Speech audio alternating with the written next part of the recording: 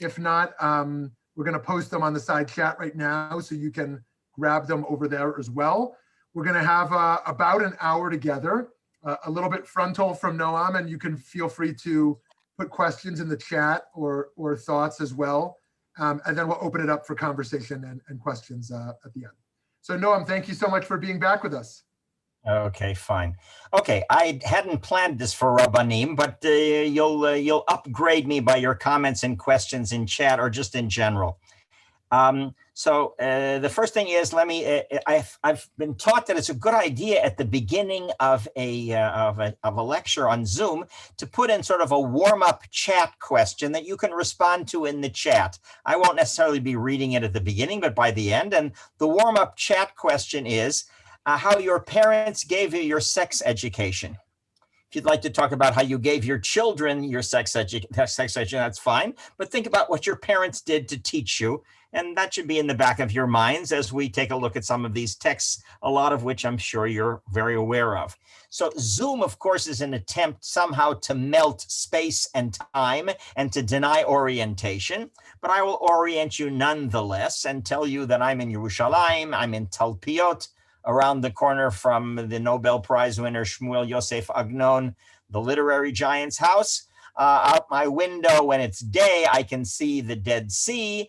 And just across the street from my house is a gift of the Trump administration's evangelical supporters. I have the US Embassy across the street with the biggest American flag I have ever seen. So that's our orientation, because I'm in the East and you should be facing East in some kind of a way. I see nobody has masks. That's fine, because I've had my second Pfizer vaccination. So Balt Baidir, Bekarov Etzlechem. It's going very well. Now, some of the books that I've worked on, as many of you know, I think their overall theme is homemade Judaism. They're kind of how-to books for how you take your Judaism and do it at home around Shabbat, around Hanukkah, around Pesach, and so on. And in some ways, the new book that I'm doing with JPS that's coming out in August, which is sort of the occasion for Reb Shmueli's invitation. It's called Sacred Sex, and it's about marital intimacy, and it's an intellectual history, but it could have been turned into, with the proper photographs and diagrams, into a how-to book for your bedroom. And I think that's appropriate for this period of social distancing, because one of the people who you don't have to maintain social distance from is your significant other that you live with. And therefore, many people, if they have expenses, they put their money into home improvements, into interior design, into bedrooms. So we're going to be talking about the bedroom protocol and how you can improve your bedroom in the larger sense of that Chazal had. Okay, one of the things that led me to my interest in sexuality and at the same time into dialogue is, of course, growing up in the late 1960s, going to Columbia University in the days when whenever we didn't want to finish the semester, we went on strike, and then they gave us pass-fail or whatever. The period of the Chavurah, I was in the New York Chavurah, the period of the Jewish catalog, and so on. And as I began my research, coming from my own background, which is the American sexual revolution of the late 60s, I discovered there was another great sexual revolution, a Jewish one, and it was a double revolution. In fact, a revolution and a counter-revolution, which was happening in the ultra-Orthodox world between two different parts of the Haredi world, of the ultra-Orthodox world, the Litvaks and the Hasidim of the 1950s, when I was like 2 years old. And we're going to point at that in much greater detail. You'll find it in the book that I wrote, and I'm happy to share with you chapters of it if you'd like, as well as other kinds of materials I put together for teaching. So let me give you the context of what we're going to try to do in this hour. First, I'm going to start with Reb Zalman, because Reb Zalman actually, he bridges the gap from the Haredi education he got to his involvement in the American sexual revolution and his attempt to create a notion of sacred sex. That'll be an opener. Then we're going to go back to where it all starts, which is mitzvat onah, the commandment in the Torah about marital intercourse, very briefly. Then to the Talmud. We'll do a little bit of rabbinic bedroom voyeurism to the two famous bedroom scenes, the one of Rav and the one of Robbie Eliezer. and Ben Hyrcanus. And that will give us the preparation for going to the Middle Ages for a very simple and simplistic presentation of the two major halachic codes, the code of Maimonides, Mishnah, Torah, an attempt to take these idiosyncratic Talmudic stories and turn them into halacha, into norms. First Maimonides, following the story of Rav, and then the Shulchan Aruch, Yosef Karo, the 16th century in Tzfat, who followed Robbie Eliezer in a clear way. And then we jump to the modern period in which we can see the Gera Hasidim on one hand, and the Litvaks around the Chazon Ish, that is the Lithuanian yeshiva greats of the 1950s in Bnei Brak, both of them beginning to recover and just barely trying to recover from the Holocaust, in which their communities suffered more than any other Jewish group from a numbers point of view and an institutional point of view and a leadership point of view, and see how these two different groups,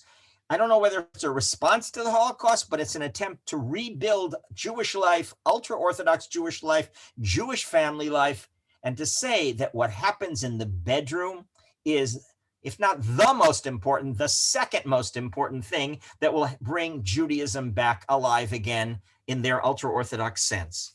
Okay, that's what we're going to be doing. So I'm going to share the document with you. Okay. Make sure it's big enough that you can see, I hope. Okay. You're not going to tell us what the most important one is. Yes, I will.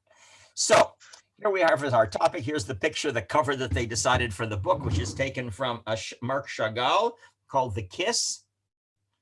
Quite bizarre, but interesting. I like the price they gave to my book because it's double high. That's also very appropriate. Now, so we're starting with Reb Zalman. So just to remind you some of the things, this is Reb Zalman meeting the Dalai Lama, clearly having a very personal, intimate, physically intimate as well as emotionally intimate moment between the two of them. And Reb Zalman, who was born in Eastern Europe, grew up in New York, I think in the Chabad community, clearly in a Haredi yeshiva. He was, along with Reb Shlomo Carlebach in the early 50s with the previous, not the living dead Rebbe of Lubavitch of Chabad, but the previous one, I think it's his father-in-law, who sent Reb Shlomo and Reb Zalman, Shlomo Carlebach, on their way to universities as the first shlichim, the first missionaries to try to save the Jewish people, that is the Jews of America, in the university system. Later on, along with Art Green, he creates the Chavurah. Later on, he, more or less, along with Arthur Waskow, creates the Jewish Renewal Movement. And that's how he ends up in Boulder. I remember Reb Zalman because when I was 11 years old, he came to Camp Ramah, to this Jewish summer camp I went to. He taught us a song that I've never forgotten that song. So he was a charismatic figure also for 11-year-olds a long, long time ago. So let's take a look at a little bit of his wisdom. He never did any systematic work in the area of Jewish sex education or marital intimacy issues, but he does have some interesting one-liners that are worth looking at. So let's start because he sort of presents for us part of the problem in the ultra-Orthodox world, which is not only in the ultra-Orthodox world. And this is what he writes in retrospect. When I was a student in the yeshiva, I remember thinking of sexuality as that lousy trick that God played on us.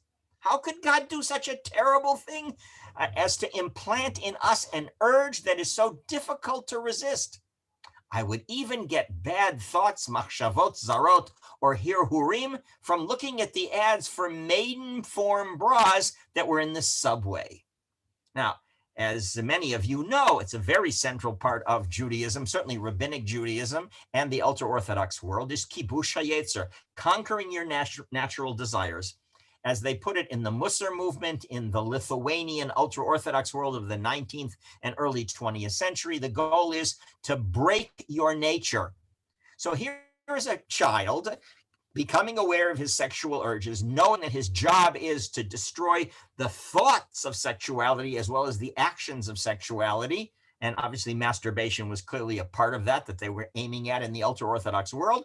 But he's living in New York City and is exposed in the subway to maiden form bras. So part of the tension here is the tension between America and the ultra-Orthodox world trying to build for itself a ghetto of significant others in which they would protect themselves from what America was offering and which they didn't want to have offered. So just to remind you, Reb Zalman and Arthur Green in the Jewish Catalog, they both are opposed to see American commercialization of sex, the maiden form bra, and the American sexual revolution of the late 60s. Both of them are actually degrading and disenchanting the expressions of physical intimacy by turning them into self-centered instinctual drives to be satisfied without love and without commitment.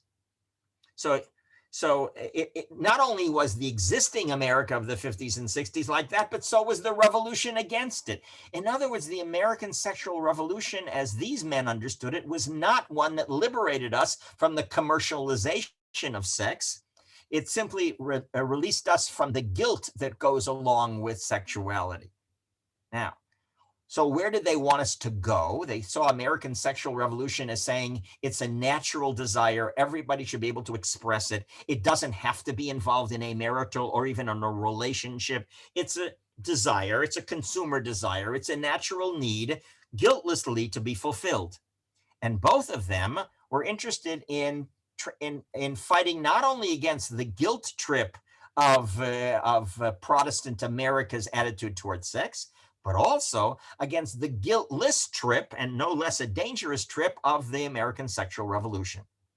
And sacred sexuality was the path to real sexual liberation, and said very, very explicitly and radically by Reb Zalman, sacred love is the experience of ecstasy. It's the real sexual revolution. I'm in favor, he says, of a revolution, and I want a sexual revolution, but real liberation has to be sacred. Sacred sexuality is about love, not merely in the positive feelings between intimates, but an overwhelming reverence for all embodied life on whatever level of existence. Sacred sexuality is about the re-enchantment of our lives. It's about embracing the imponderable mystery of existence. That's very important. He's not only interested in a healthy sexual relationship or even a healthy love relationship, he sees it as part of a larger worldview of spirituality. And we're going to see that same attempt to combine the interpersonal with the larger sacred cause of the redemption of the world, or coming into what he called a spiritual ecology, is actually also one of the things moving the ultra-Orthodox world among some Litvaks already in the 1950s, something I had no idea about. Now, Reb Zalman also concretely, like the rabbis, was interested in actually doing sex education. It wasn't just about theory, and we're going to see the ultra-Orthodox are also interested in the concrete aspects, though the ultra-Orthodox probably wouldn't approve of Reb Zalman's approach, but if you have synagogues, who knows, you could introduce it in your synagogue. So this is what Reb Zalman describes. He's teaching bar mitzvah boys. I don't know if this is in Winnipeg or where it is. I ask my bar mitzvah boys, do you masturbate? And first they're a little sheepish about it, and then they say yes. And I say, you know what? It's a good thing to do on Shabbos.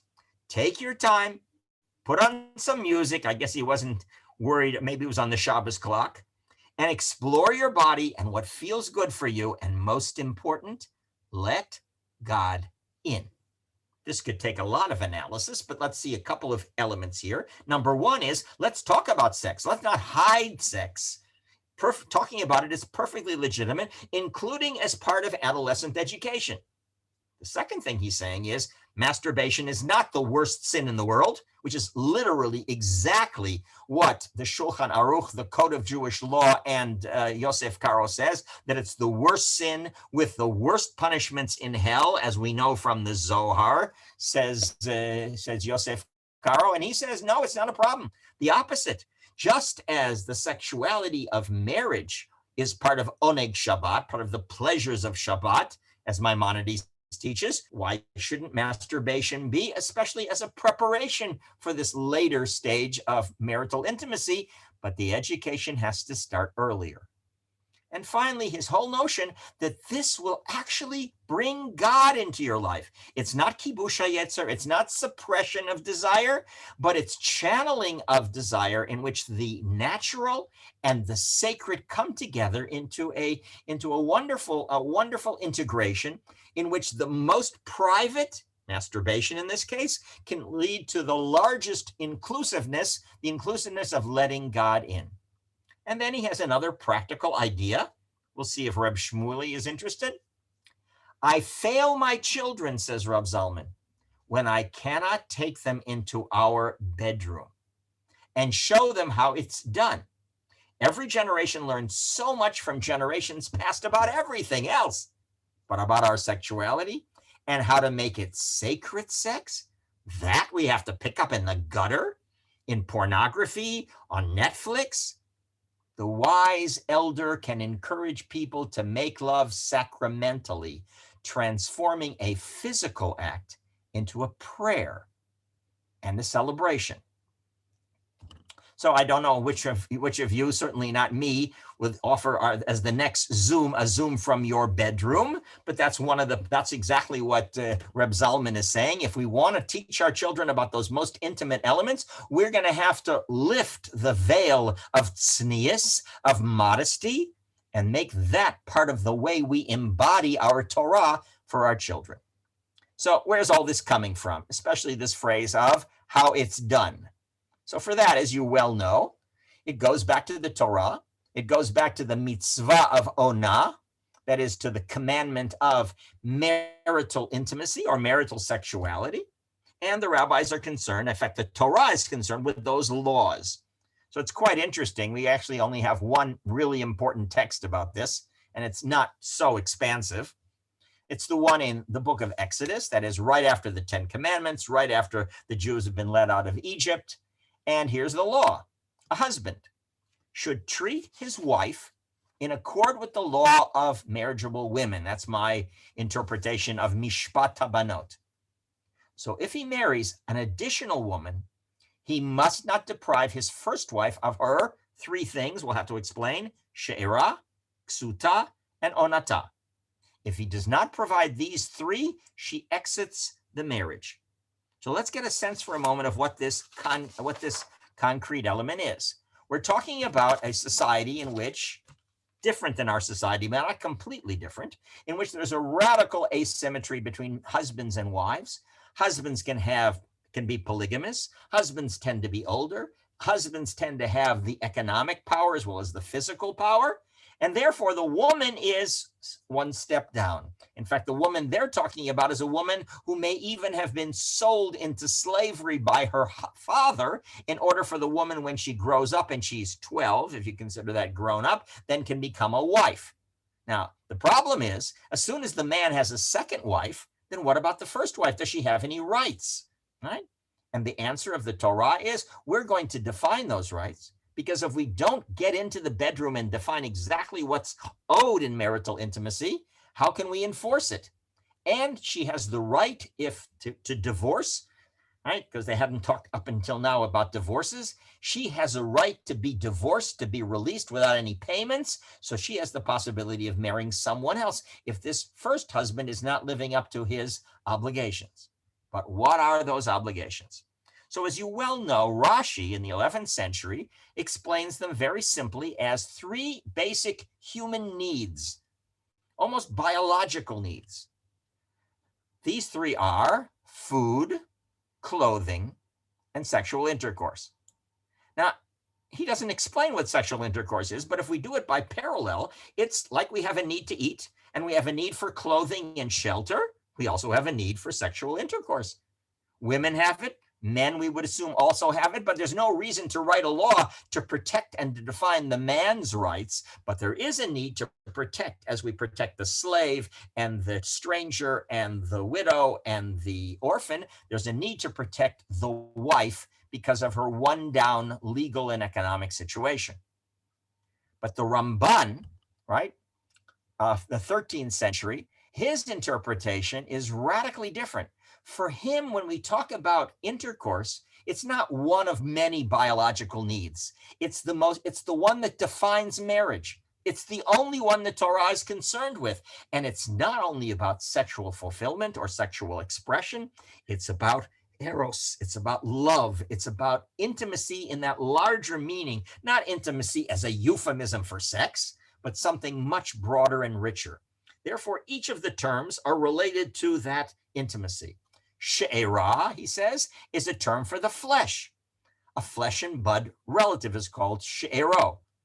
It recalls Adam and Eve, who became one flesh in the garden. There's his anthropological prototype, which we'll come back to.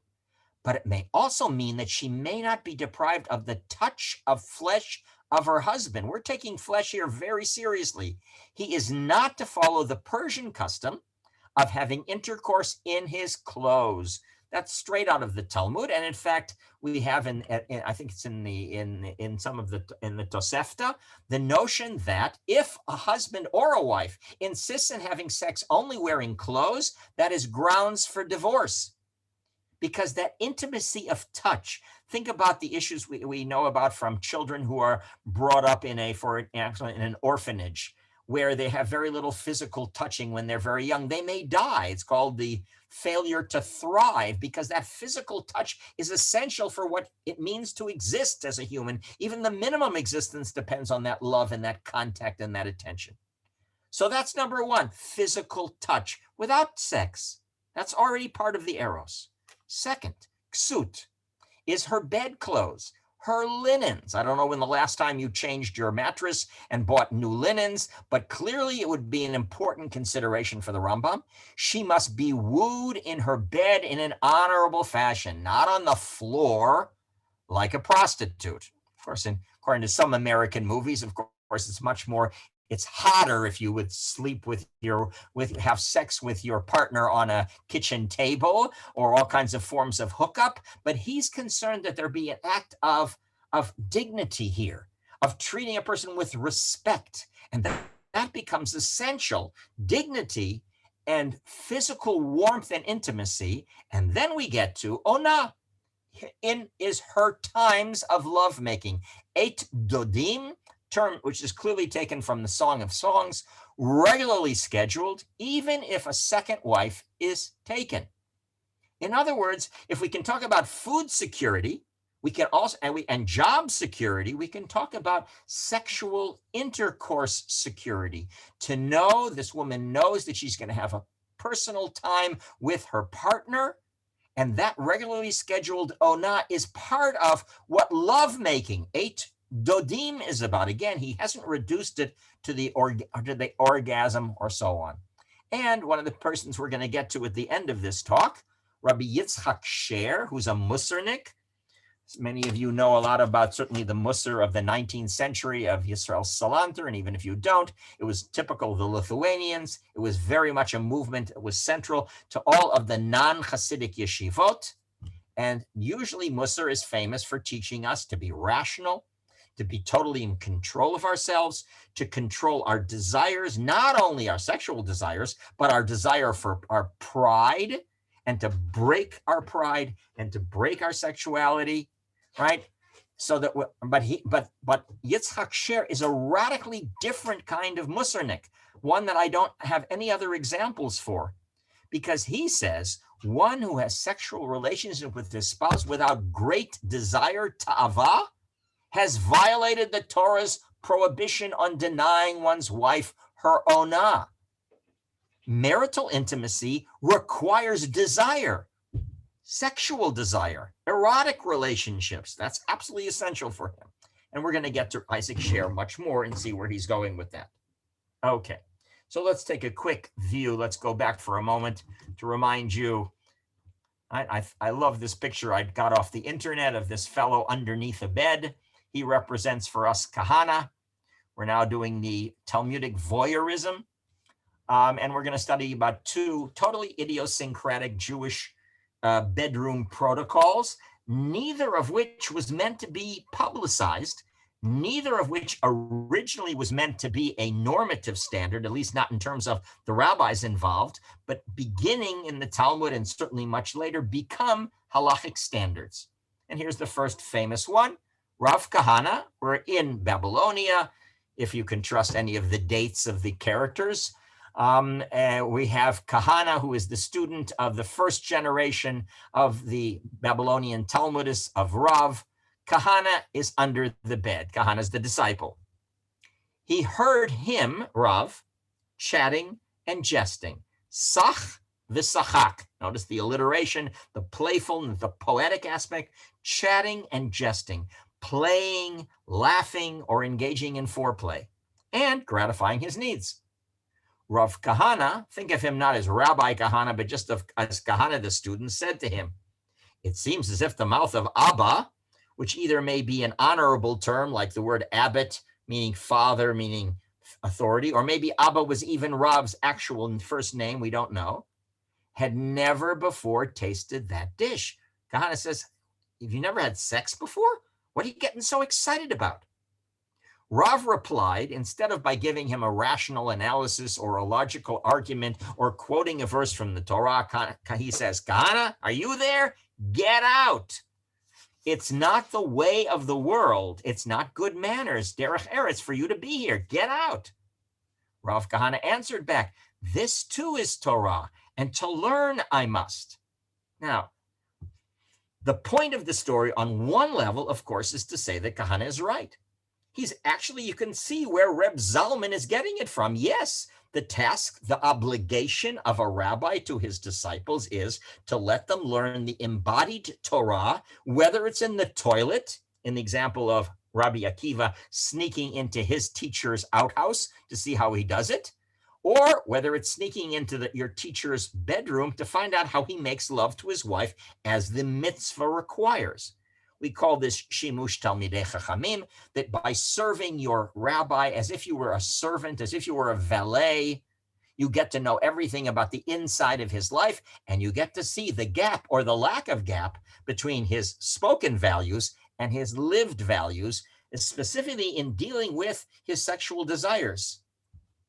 Now, the problem with this text, I mean, the point of the text from Rav is a beautiful one. You have to have a conversation with your wife. You have to make it playful. It has to be a gratification of needs. And we absolutely need privacy to do that.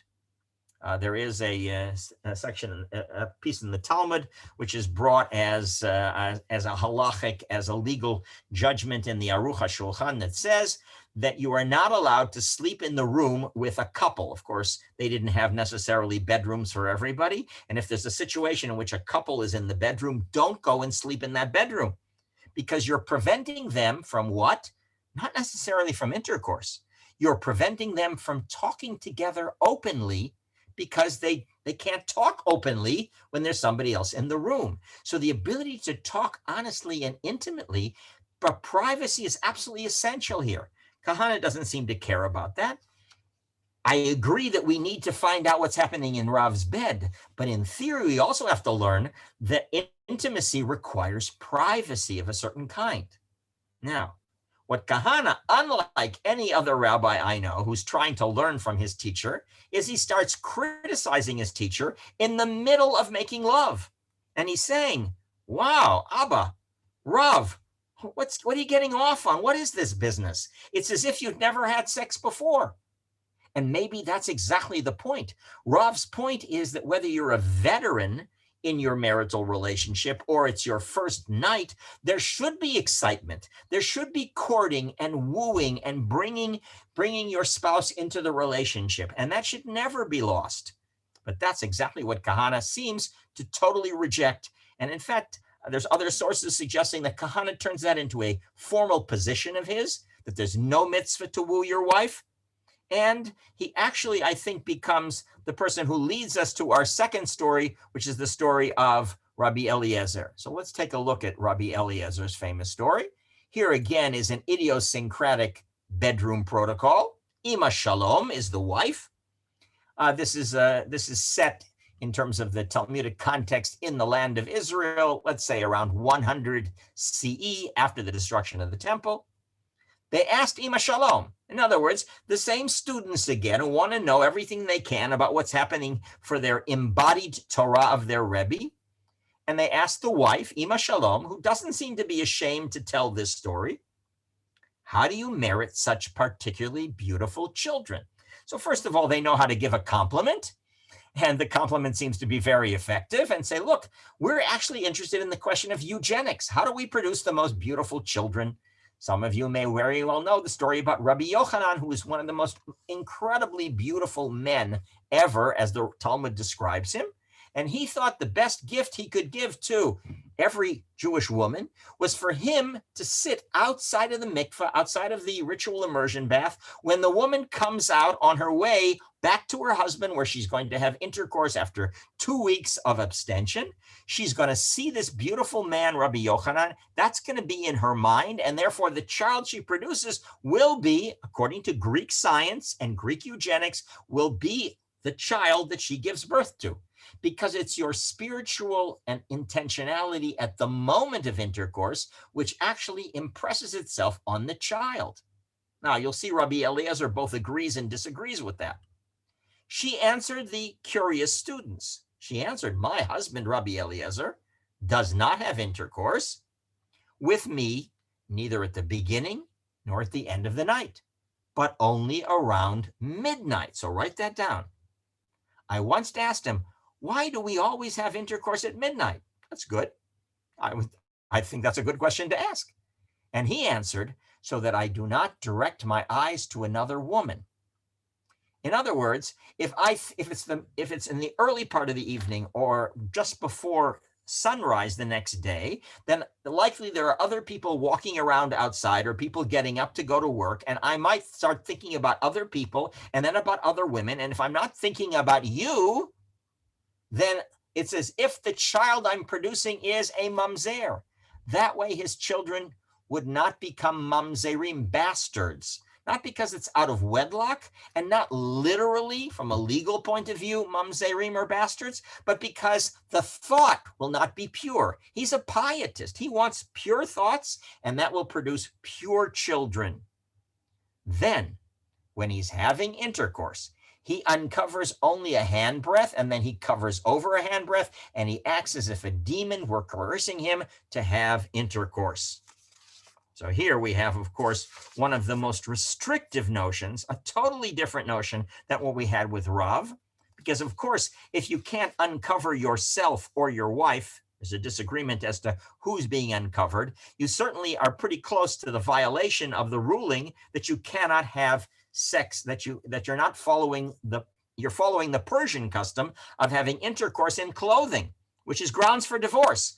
That doesn't seem to bother Robbie Eliezer, and perhaps his wife has agreed that she doesn't need that kind of physical intimacy as long as my husband brings me beautiful children, and he reaches his higher spiritual goals, and so then we both get benefit from it. In fact, we're just doing this out of coercion, not because I want to. It's almost as if, excuse the parallel, it's almost as if Rabbi Eliezer feels that he's being raped by his own sexual desires. And so he disassociates himself as if a demon were forcing him to have sex, not because he wants it. And that is the way one should do it, because the separation of the bodily and bodily from the spiritual is the key element for reaching a higher level. Right? Now, in the Middle Ages, of course, there's the debate. You can see both of these stories were not meant to be halakha, but they gradually became halakha. Maimonides is, of course, famous for following according to Rav. And so he says, a husband shall not coerce her. Here we have a halachic expression of the prohibition of marital rape, unlike the British system, and force her into intercourse against her will, that is rape. Therefore, you have to talk to her, you have to woo her, but rather let him seek her consent as the outcome of conversation, sicha and simcha. Again, that alliterative element, sicha v'simcha. And what it suggests is, and this is the halacha, that you need to woo your wife for her consent every single time. Now, this is the law for Maimonides. However, Maimonides in many places says it would be much better if we, who are above the law, lifnim mishurat adin, who are seeking higher levels of spirituality, whether as philosophers or as Talmidei Chachamim or as pietists, if we could minimize the sex, if we could minimize the conversation, if we could minimize the lightheartedness, the kalut rosh of Rav, that would be better if our wives agree, as long as they agree. Yosef Karo, in the 16th century, who establishes the code of Jewish law, he legislates only according to Robbie Eliezer. He unusually does not quote Maimonides here. He doesn't quote Rav. He doesn't talk about the need to have sexuality out of conversation and joy. He doesn't allow coercion, but he also doesn't talk about conversation and joy. And he goes through and he makes explicitly the law according to Rabbi Eliezer. Let me just point out one element here. Even when one is having intercourse at the time of ona, marital intimacy, one should not intend to enjoy himself, but he should think of himself as one who is just paying off a debt, for he's obligated to provide ona, sexual intimacy, to his wife according to the ketubah, as one is obligated to perform the Creator's mitzvah, to be fruitful and multiply, as one who wants to have children, etc. It's not out of pleasure. It's not out of desire. And therefore, if ideally a man can maintain his higher spirituality and at the same time do what he has to provide his wife with her physiological needs, or if she's willing to be mevater, if she's willing to forfeit those needs for the sake of greater spirituality, that would be the ideal. In other words, the man has to really be a schizophrenic in some kind of a way, separating between what's his true self and what's his false self, that is, the desire that's taking him over. And yet, unlike, of course, monks or Greek philosophers, he does have an obligation to have sex with his wife. All of this is to achieve extra holiness. And that's an important category here, because when we talk about the ultra-Orthodox world, the Haredim, we're talking about people who are not interested in observing the law. They're interested in going beyond the law, in always looking for the strictest, most severe, most demanding, because their goal is to achieve in their lives, in every aspect, extra holiness. And the sexual relationship with your wife, which is not only permitted but obligatory, is one of the main areas in which you can express it. So I assume that many of you have been well educated by watching Unorthodox, the Netflix series, right, about Satmar, or at least about a certain presentation of the Satmar Hasidim of Brooklyn. And I don't know much about Satmar. We don't have much information about them, but I do know about one of the largest Hasidic groups in Israel. That is the Gera Hasidim, the Hasidim of Ger. I know most of this from an incredible scholar, Professor Benjamin Brown at the Hebrew University, who wrote a wonderful, brilliant article on this field, in which he shows there's a radical transformation, both in the Hasidic world, at least at its extremes, and in the Litvak world, towards sexual intimacy in marriage, precisely between 1948 and 1950, 1951. So just to remind you, if you don't know about this, you won't get it from Unorthodox. The new Rebbe of Gur, right after the Holocaust, appointed in 1948, issued the following ordinances on holiness, on marital intimacy. In terms of frequency, he said, the couple shall have sexual intercourse only once a month. Even though the halakha is at least twice a month for a scholar and every night for somebody who is just an office worker. You'll have to tell me how tiring the works you do and how often you're obligated, right? They set it for once a month. Later on, they also allowed twice a month.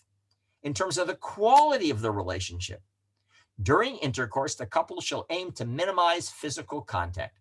The husband shall wear some of his clothes, like Rabbi Eliezer, including his tzitzit, which is a segula, it's a supernatural remedy against sexual desire, and will not hug or kiss his wife or engage in any behavior that is not absolutely required for the performance of the act of intercourse itself. This is not Rav, this is Rabbi Eliezer. The husband shall direct his thoughts as far away as possible from the sexual act, and therefore, of course, from his wife. And social distancing. Sometimes there's complaints that the Haredim don't know about social distancing. It's clearly not true. Social distancing with your spouse in the Gera community. Never walk alongside one's wife in public, but keep a distance at least 4 cubits, about 2 meters. The husband should not address his wife by her first name ever. And of course, no conversations in the bedroom. And this is, in fact, the way Gera Hasidim behave. And although it was never published, there are many, many anthropologists who, from having interviews with various Gera Hasidim, have been able to put together these ordinances, which are now not only for the most frum, not only for the Rebbe and for the small group of elite spiritual, but every single chassan has to raise himself to that level. And so you can see how this ideal is very powerful. They don't ask the question, what can we get away with in halacha? They ask, how do we make it stricter so we can achieve true sanctity? And according to Benjamin Brown, it's in response to the Gera Hasidim and their ideal of asceticism, which had a big influence also in the Lithuanian world, as some of the Lithuanian students were also trying to achieve higher levels of sanctity by being more machmir, more and more strict halachically. And they said, why shouldn't we be strict and follow the Shulchan Aruch? Why shouldn't we follow Robbie Eliezer? And therefore they were influenced by the Hasidic movement and literally simply by the Shulchan Aruch. So here we have, and can't go into it now. We have a couple of amazing letters called the Igeret HaKodesh, written by the Chazon Ish in 1950, 1951, and a later version of it by his brother-in-law, the Steipler Rav, in 1985, in which they write to their students who are increasingly married students in the Kollel. When you get a situation of 80 to 85% of the Lithuanian ultra-Orthodox Jews of the yeshivas who remain in the yeshiva for many, many years until they get married, until they have children, and very often beyond. And so they needed a letter. How should we behave towards our spouses? And they called it Igeret HaKodesh, as against the Takanot HaKodesh. It's sanctity versus sanctity. And so they said the true sanctity is not what the Gera Rebbe is teaching us. And here is a story told in a popular book by Moshe Aaron Shochatovitz, who was a student of the Steipler Rav, and he talks about literally what Americans call calling out a yeshiva teacher for his frumkeit, for being so stringent. These are from the popular books. There's something like 300 titles since the 1980s, which are very popular in the ultra-Orthodox world, all about how to live your marriage better. And a lot of them also deal with the sexual issues. And some of them are very sophisticated. They're writing for yeshiva students who know Talmud, and they go back to the stories of Rav and Rabbi Eliezer in order to talk about how the Talmud can help us develop marital intimacy. And here's what he says. This is a story he reports in his popular book. In a Litvak yeshiva, a misguided Talmud teacher told his young married students to follow what the Rav Yosef Karo legislates in the Shulchan Aruch. We read it before. It was from Rabbi Eliezer. This stringent teacher's ascetic instructions to his young married students so angered Shochatovich that he dragged the teacher before Rav Kanievsky, the Steipler Rav, the brother-in-law of the Chazon Ish, the head of the yeshiva, who interrogated this teacher as follows. Rav Kanievsky, tell me, when you do this act, he doesn't want to talk about what it is, this act in fear and awe, which is what the Shulchan Aruch demands. Whom do you fear? The teacher, I fear God. For intercourse involves the indwelling of the Shekhinah. It's the presence of the divine. So I do it with fear and awe because God's there. Rav Kanievsky responded incredulously and sarcastically. You are concerned with the indwelling of the Shekhinah? In your house, there is no divine presence, for we have learned the Shekhinah does not dwell where there is no joy. If there is any fear and awe in this act in your house, it's your wife's fear and awe before you. You are nothing a lion who assaults and devours. You're not a Talmud Chacham, you're not a scholar, you're not a Ben Torah, you're an Amaretz, you're a commoner, you're an abusive husband who assaults and devours his wife without worrying about her sexual needs at all. And your children are the children of fear, not the children, not the proper children that we need.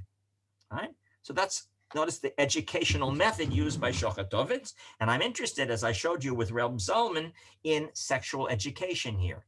Now, what the Litvaks do is they go back and they revive. Let's see if I not skip this.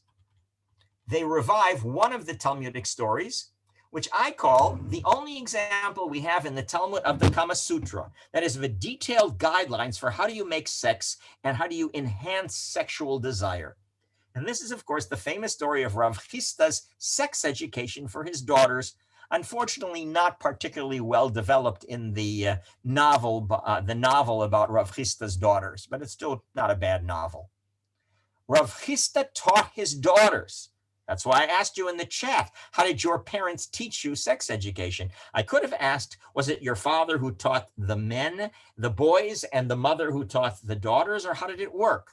In my family, what my father did was, good Rav, a great bibliophile, he took me to the back of his library, which had about 10,000 books in it. He had a whole shelf of 30 volumes, all of them about sex education and hormones and teenage sexual desires. And he said, read whatever you want. That's your sex education. I did a much better job because I married a woman, Marcella, who is a Lamaze teacher. And so she took care of that education. And I think she did a good job as far as I can tell. And now I have a son who's learning to be a sex therapist. So that's pretty good. Now, Rav Chisda taught his daughters. He hid a precious stone in one hand and a clod of earth in the other. He let them see the precious stone in one hand, but he did not let them see the clod hidden in the other hand until he had caused them, I'll fix it, until the husband felt the pain by the denial of their desire to see what was in the other hand. I'm sorry. Until Rav Chisda had caused his daughters pain by the denial of their desire to see what was in the other hand. Then he did show it. So first of all, the sex education is done with visual aids. It's done symbolically. And of course, it requires decoding. So here is Rashi's decoding. 12th century, 12th, probably 11th century. Explain the metaphor. When your husband is feeling your body with a hand to the breast and a hand to that place, that is the vagina, give him your breasts to arouse his desire, but withhold the place of intercourse until his desire and his affection are aroused and he's feeling the pain of desire, then reveal it to him. In other words, he's very explicit that the woman has to offer, she has to be open. She's clearly not only uncovering whatever is minimally necessary for the mechanical act of intercourse. No, she has to uncover her breasts. She wants her husband's desire to be aroused. She plays an active role. While Rav is worried about arousing his wife, Rav Chisda is worried about his daughters when they get married, arousing their husbands, and then causing them pain, teasing them, because desire depends on a playoff between what you allow and what you don't allow, between what's covered and what's revealed. And one could talk a lot about that basic structure and why it was important to him. Now, what does Moshe Aaron Shuchatevich learn from it in 2003 in his book? He again is talking to yeshiva students and he's saying, look, let's take this story seriously. This is what Rav Kanievsky taught me, he says. Let them see the precious stone. The woman must be active in this situation, as opposed to the Christians who hold that a woman's modesty entails her passivity. The Torah requires her to show off her precious stone. Now, I don't really know whether his description of Christianity is legitimate. What I do know is there are many worried people in the ultra-Orthodox world and are many people in the Hasidic world who would never say that a woman is supposed to be active, that she's supposed to demand sexuality. Certainly not. but he encourages these students to go against what had been ultra-Orthodox common knowledge by damning it as being Christian, as being heretical. It's the woman should feel empowered and commanded and taught by the practical good advice of Rav Chisda, who was a great man and a great Talmud Chacham, and therefore she should arouse her husband's sexual desire. She must respond with her active support to the man who is seeking to arouse his own desire. But didn't we learn from Robbie Eliezer that you're supposed to not have any pleasure and to suppress the desire? Not according to the Litvak, Reb Aaron Shochatovich. By engaging in foreplay with the woman's genitals, the woman must use her guile, her wisdom to tantalize her husband until his desire is so aroused that it hurts. Now, I'm not going to give the next example just because we have a very limited amount of time, but let me get you at least to a little bit of the ending, a taste of Rav Isaac Sher. So Isaac Sher, he passes away in 1952. He is a Musar teacher, not a Rosh, not the head of the yeshiva, but a Musar teacher in some of the important Lithuanian yeshivot. He's one of the first people to be involved in teaching courses for yeshiva newlyweds. He's also consulted about how you teach the bride separately from the grooms. And this is what he writes, what he thinks is the sexual educational challenge that especially Haredim face. The virtue of love, he says, is not properly developed among the Haredim. I'm not so sure it's well developed among other Jews either, but certainly not the Haredim. Therefore, the couple must learn. You have to literally study this. It doesn't come naturally. To speak words of love. For surely this love is natural and nature is good. It's a mitzvah to enhance and develop it properly. When the couple comes together, the husband must address his wife in a way that conveys not only awe, piety, and chastity, but also, and here he's quoting the Chazon Ish, or he's parallel to the Chazon Ish, tenderness, affection, and he adds, agavim, erotic love. The husband must speak of his wife explicitly, even about her physical beauty, meaning her beautiful breasts. Parents and teachers who truly and painfully worry about the happiness of their seed ought to teach their children and students the mitzvah of igniting the flame of love and preparing nature, that is bodily desire, for the act of sanctity, which is the essence of happiness in life, namely to delight in the Lord and to sanctify oneself in God's sanctity.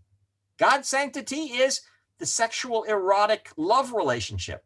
For the core of sanctity is their sexual union, which can only come about through the powerful love between them so that they become one in body and flesh. Now, this is what happens in Haredi schools? I certainly don't think it does, because overall the Haredim are much more concerned about the dangers of before marriage of having sexual desires and control. But he wants a revolution that begins already before marriage to develop them on their way to the higher levels. Not so different, though not identical, with Reb Zalman, who's interested in bar mitzvah children beginning to redefine their relationship to Judaism and to their sexual bodies. Right? In fact, the Haredi world is so concerned about illicit sexual relations, they've created, of course, complete separation between the genders, no conversations. But it just shows you what a radical revolution it is and how much education has to be put into the newlyweds who have no background of talking to the other sex, have no background of understanding the physiology of their own bodies or the physiology of the opposite sex. And yet they suddenly have to make a jump into what Rav Sher describes as the highest form of divine sanctity. So Rav Sher gives some good advice, and maybe we all could use it. Every night a bride. One should learn from the case of Rav that it's a mitzvah to act kalut rosh, with lightheadedness, with one's wife exactly as she wishes. Women want that playfulness. as if he were a bridegroom just emerging from the wedding canopy who had never had intercourse in his life.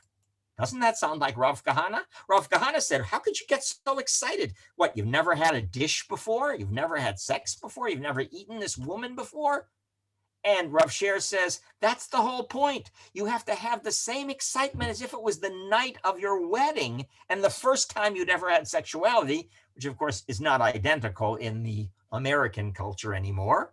And that has to be your goal. And she wants him to behave that way so that she too will feel like a bride at the moment of her wedding. And that is the way they should behave their whole lives. As it says in Shir HaShirim, I am to my beloved and my beloved is to me. Now you may remember from the Talmud that Rabbi Akiva, who makes a big deal out of the Song of Songs, the love songs of Solomon, as if they're really about the love song of Israel and God, that never should these songs be sung at a wedding, because then people think this song is really about a pornographic relationship or a mundane human love relationship. But that's exactly what Rav Yitzchak Sher says. It should be like that. We should learn from Shir HaShirim, from the Song of Songs. A couple should be wise, good advice, to keep a notebook from their wedding celebration and to record all the words of love and compliments they spoke to one another as loving companions. That's a quote from the blessings, the 7 blessings of the wedding, Sheva Brachot, from each day and night of the 7 days of their marital festivities. Then they should reread them on a monthly night of immersion. That is, after the 2 weeks of separating, during the menstrual period, and thereafter, so that Isaac Sher says, to imagine themselves in the Garden of Eden. In other words, every single month is a new honeymoon, wedding night, sexual reunion with the same sets, not just of sexual desire, but of wooing one another, of being amazed at the beauty and the amazing thing of each other. In fact, Rav Sher has a whole notion for imagining ourselves into the Garden of Eden. Let me read simply this one. The woman is filled with love. Because we're not only worried about the men's intentionality, but also the woman's. The woman is filled with love and pleasure arising from sanctity and spiritual elevation, so that she reaches the apex of the act of intercourse. She is fully intoxicated. I'm not talking about being drunk from liquor, which is actually forbidden. She's hovering in the world of imagination. This is like a guided imagery. Then she dreams pleasant dreams illustrated with beautiful images of angels filled with light and radiance, flying above her and feeding her with the very same pleasures as in the Garden of Eden itself, which otherwise he describes as bringing them food and barbecue, and it's a physical pleasure. So too, the man in this desire, in this act, and with this woman, be filled with elevated thoughts and elevated illustrations of love and sanctity in their unification. Are there any comments or any questions before I end with a very short coda? Sorry for rushing so much. Let me stop the share so I can see people. If there's comments, and then we'll end with the coda. Aye. Excellent, excellent. Wow, that was a ton of content and very enriching.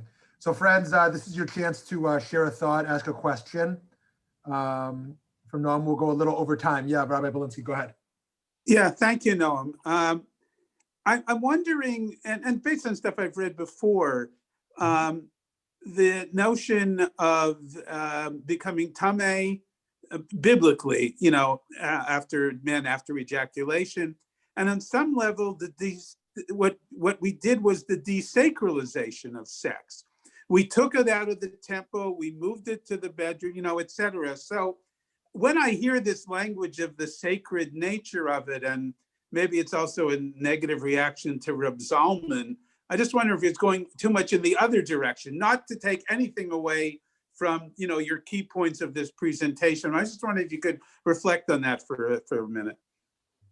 Let's take another couple of comments and then I'll try to respond, although I certainly don't have the answers. Great. Thank you. Someone else. Well, I think I'm the only woman and the only non-rabbi here, so maybe. Not the only woman. Okay, great. Thank you. Glad to hear it. Rabbi, so that's good. Okay, I'm in good company. This was so interesting. Thank you. And I worked as a sex educator for 30 years at a public university, so completely outside a Jewish context. But I just wanted to throw it out there. I was thinking as you were talking, for 30 years when I talked a lot about, birth control and sexually transmitted infections, but I talked a lot about pleasure too, because people didn't. And when I would speak in classrooms, I would always ask any group I talked to, I would ask them, like, how many of you had a parent or teacher talk to you about birth control? Hands went up. How many, talk about disease? Hands went up. And I said, how many of you had a parent or teacher who talked to you about pleasure? And maybe 1 or 2 hands would go up in a classroom, of 29 to 35 students or something for 30 years. So I just want to throw that out there in the non-Jewish world or in the secular world, including everybody from every background, Jewish and mostly not, that it's this whole thing about pleasure. We're still avoiding it. Even now, I've been retired for a few years, but even now, parents are still avoiding it for the most part. So whatever that's worth, I wanted to put that on the table as well. Thank you very much, Lenore. Very interesting. Go ahead, Michael. You have to unmute. Michael, you need to unmute. Yeah, I unmuted myself. Good. So in my chat, I put something out there that I think people don't pay attention to too much. After all, you have the Shulchan Aruch, but you also have a lot of commentaries that stand around the Shulchan Aruch.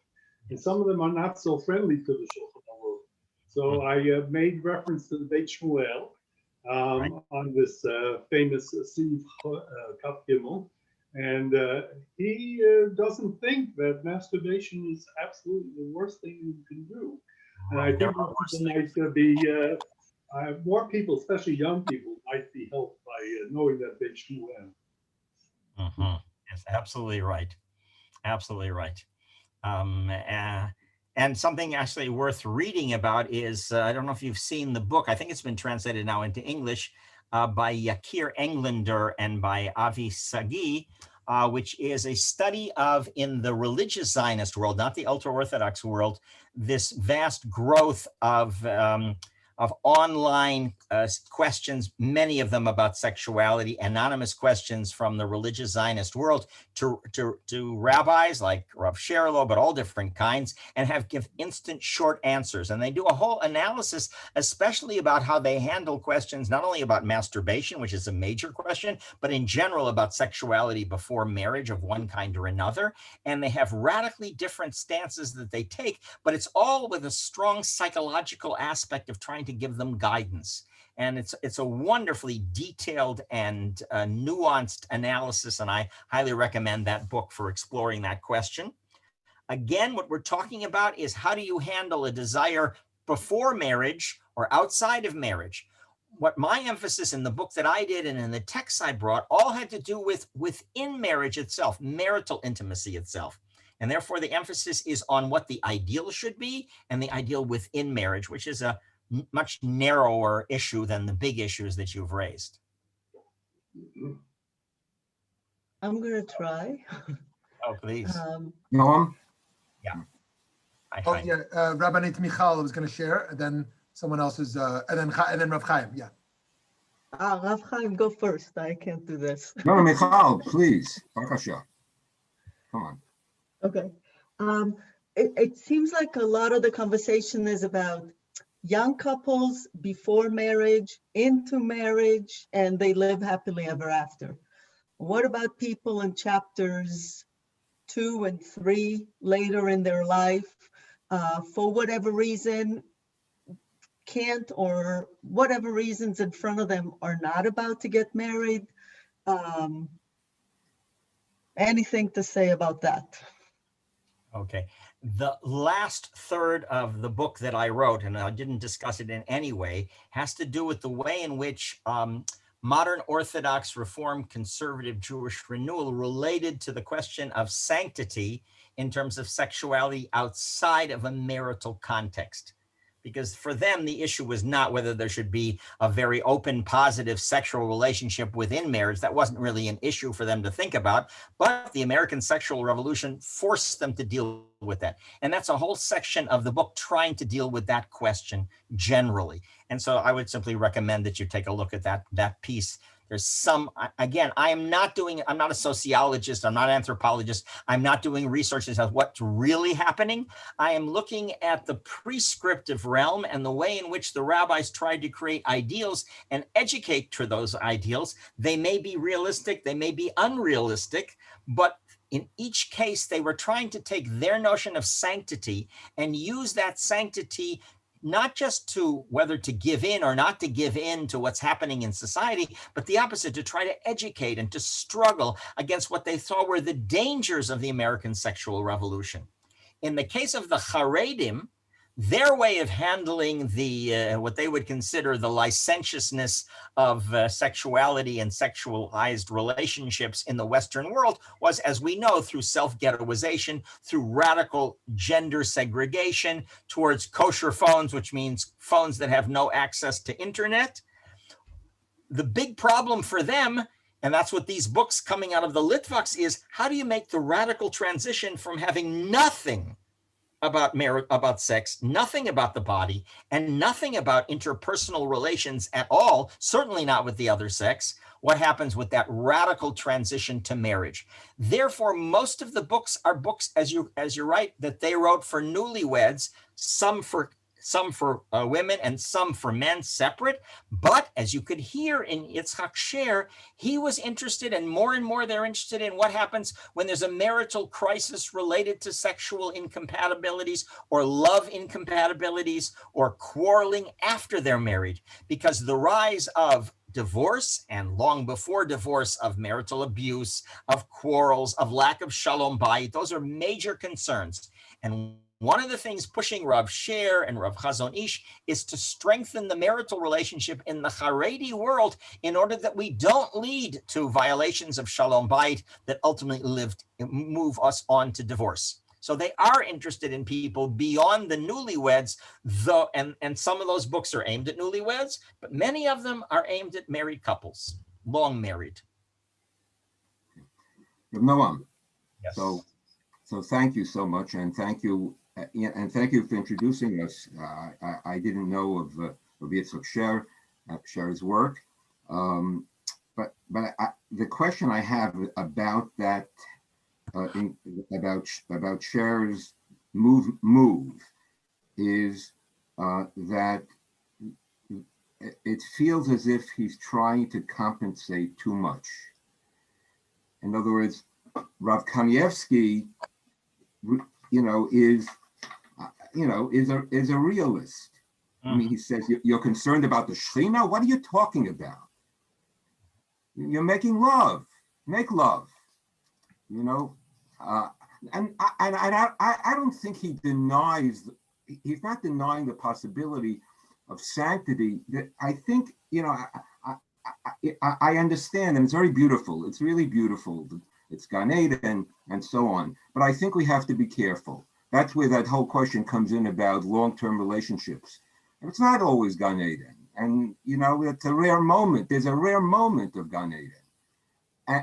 And I think we have an obligation, both to, a dual obligation to be both laudatory, to raise the level of awareness and of purposefulness on the one hand, intimacy and pleasure, right? Absolutely. And on the other hand, to be, not to exaggerate and be realistic about sexuality. The third point I want is a question for you. Can you send us a bibliographic list of these Haredi sources? What Sfarim you of shares? I mean, I just looked up. I just went online to see. I'm not unaware of his writings, of what the sources are. Benny Brown's article would be interesting to us, I think. Anything, what you think? Maybe one page with a number of these sources would be helpful. Well, maybe if I can ask Shmuley to send me the emails of all the people who participated, then I can send out the material and you can read whatever you would like from what I can provide from you. And for the people who want it in Hebrew, then I can give you, I have a scan of Kedushat Yisrael and a lot of these books as well. If you're on Hebrew books, you can get them in Hebrew books. Some of them are in the Hebrew books or in the Otzara Chochmah, and absolutely they're available. In general, I agree with you that a marriage is a complicated phenomena that, of course, involves lots of discussions. And many of the books that are popular in the ultra-Orthodox world, I don't know where they got it from, but it sounds just like self-help books that you can find in any American bookstore. And a lot of them are about Shalom Bayit. Sometimes their advice about Shalom Bayit is very far from anything I'd be interested in. For example, encouraging the women to let the men have control and encouraging the men to know that unfortunately women now have to have reasons for things and they can't simply tell them, do it without it. So sometimes the advice is not my kind of advice. Very often it is. So there's tons of the books. But what's radical here is not that there's a concern for Shalom Bayit. See, I'm interested in the intellectual history of this. What Rav Sher does is the most radical transformation. You're right, the Chazon Ish and the Steipler, their point of view is men and women have to talk to one another. And men and women have to have sex because you owe your wife that sex. And there's nothing unsacred about that. It's the opposite. That's sacred because that's what the Torah demands of us. It's Rav Sher. From the very beginning, at the same time, 1950, 1951, he's the most radical voice because he thinks this is Avodat Hashem. Mm-hmm. It's not just that he thinks this is a way for me to handle the problem and how do I solve marital. I mean, that's part of the reason for this being publicized. But I think he just really believes it. And it's like no Musarnik I've ever heard of or ever read at all. He quotes the Kabbalah and he takes it seriously and he makes it into the highest religious calling. You have to understand why. Again, in the Haredi world, nobody is looking for a Hakala. They're not looking for anybody to give them a break. The opposite. They want to do things only if it raises them to a higher level. And that's why also Rabbi Belinsky's comment about, this is not necessarily very practical or the real world. Actually, the point of Sher is that we can only appeal to these people who believe in an ascetic idealism of being machmir if we can establish a counter ideal which has an even higher calling to it, which makes this the highest form of Avodat Hashem, which is through love, right? That's a different educational mode than the one of let's be practical. You can find both among the many, many titles in the Haredi world, but in terms of a breakthrough, in terms of a new spiritual ideal, it's Rav Sher, I think, who's the most radical, maybe not the most practical. Anybody else, and then we'll let you guys go on with your day. Yeah, Rav Steve, go ahead, and then I see Rav Michael's got one, and then we'll wrap up. So, okay. Yeah, so Noam I'm familiar with your writing on this, and it's incredibly beautiful. And I'm not the only male, but I may be the only gay person on the call. I think that the question that I just spent an hour today speaking with a young girl who's 17, wanting to know whether the Isurei Negiah and Yichud apply to her as she's discovering herself to be a lesbian. So I just want to put on the table that part of the challenge is not only that we deal with these questions from a perspective, that's heteronormative, but how do we actually, think about this from the perspective of a 14 or 15-year-old who's trying to understand themselves as a gay person in the world? Absolutely right. Absolutely right. And that's why I think Reb Zalman, I don't necessarily think he had the answer, but he was certainly right. And so was Rav Sher, that the education has to begin at the school age level to nature, to your body, to relationships, to the positive value of love rather than what usually happens in the ultra-Orthodox world and perhaps in other worlds as well, as Lenore tried to teach us, which are about suppressing and marginalizing the issues of pleasure and so on. we need to have a positive attitude toward nature and sanctity. All right, and that has broader significance. And of course, each individual community will be different for their religious and for their orientations. But I think the hesitations of Chaim and others, and I also have my nervousness too, that Reb Zalman is hardly a model. Reb Zalman, famously was concerned about his Pileg Shot, in the process of his ongoing marriages. So there are, this is a complex question around sexuality and leadership, and demonstrating what's legitimate, what's not legitimate by sanctifying all sexuality ends up becoming a little bit of a double-edged sword. Right. That's right. I mean, the context of Reb Zalman is different, but the context of all of the people that I brought are, of course, they're talking only within marital intimacy, which is both inadequate, but already shows a concern for control and limitation. And that's not the problem.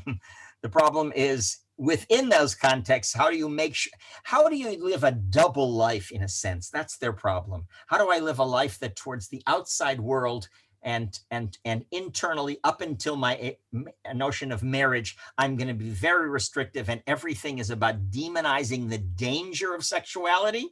And then how do I make that radical transformation in their world? That's their particular educational challenge. And it's a very difficult one. I think North American ones and non-ultra-Orthodox ones are very different challenges and require very different approaches.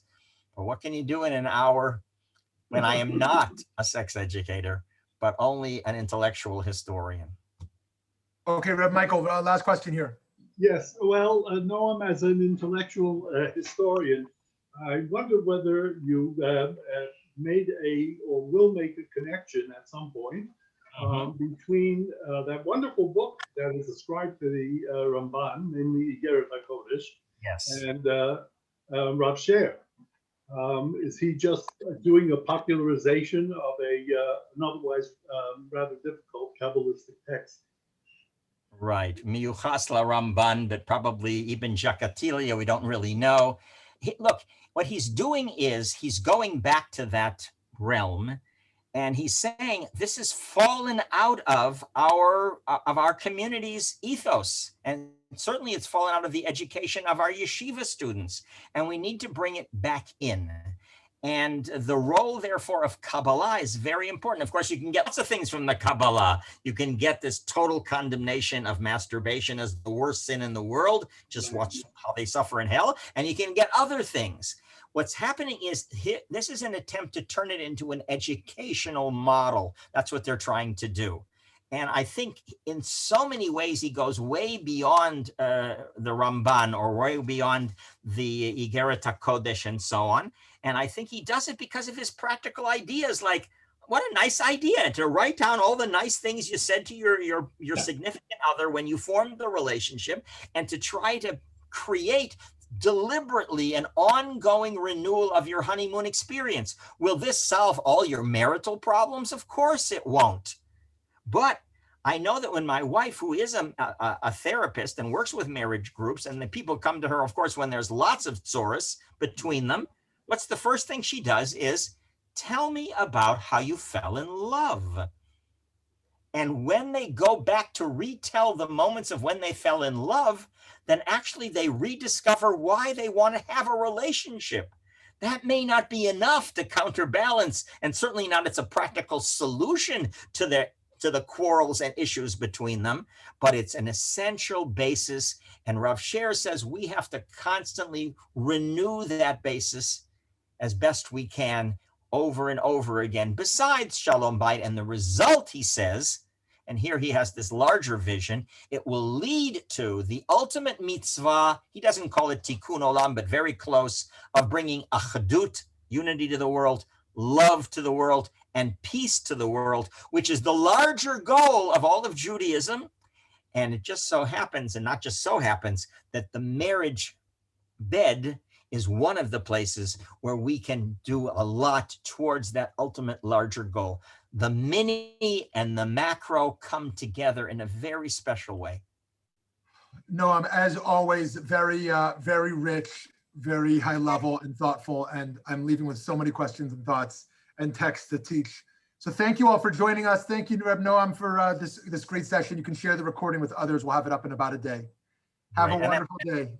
Emails, Shmuley.